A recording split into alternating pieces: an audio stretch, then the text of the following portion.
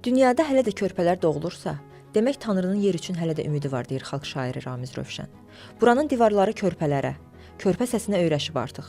Hər səsin arxasında isə fərqli bir həyat hekayəsi var. Bu divarlar arasında böyüyən uşaqlar üçün bura sadəcə yaşayış yeri deyil, eyni zamanda ümid, qayğı və isti qucaq deməkdir.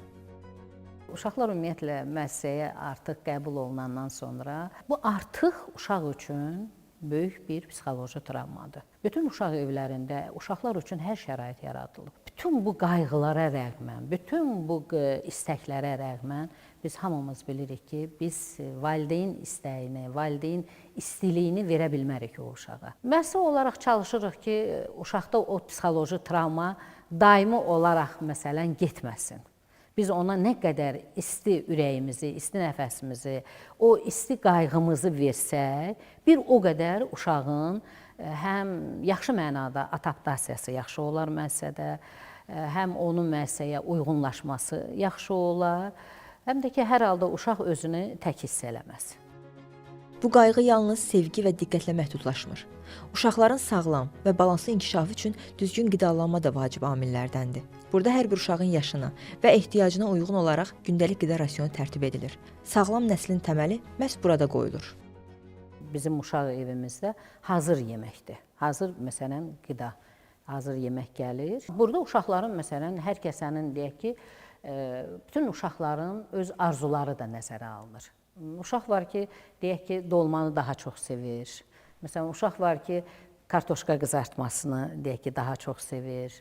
Və bütün bu şeylərdə hamısı nəzərə alınır. Burada o allergik, məsələn, uşaqlar var. Mütləq dərəcədə o uşaqların yeməyi ayrıca hazırlanır.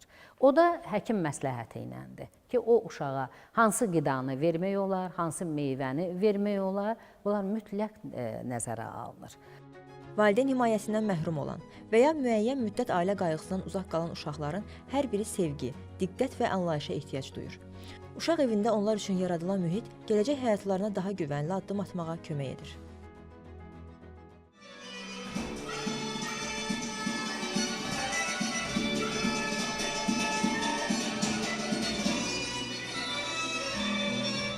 Artıq 18 yaşına çatmış uşaqlarımız, evladlarımız, kimin valideyni varsa artıq onlar valideynlərinə təhvil verilirlər.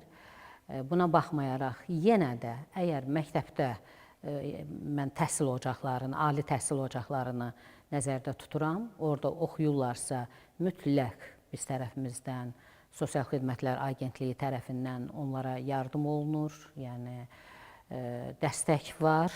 Həm onların oxumaqlarında, hardasa işlə təmin olunmaqlarında, amma tam kimsəsiz uşaqlarımız, evladlarımız, onlar həm evlə təmin olunurlar, həm işlə təmin olunurlar və təhsil ocaqlarında da, ali təhsil ocaqlarında harda oxuyurlarsa, yenə də onlara, məsələn, dövlətimiz tərəfindən mütləq dərəcədə dəstək olur, qayğı göstərilir.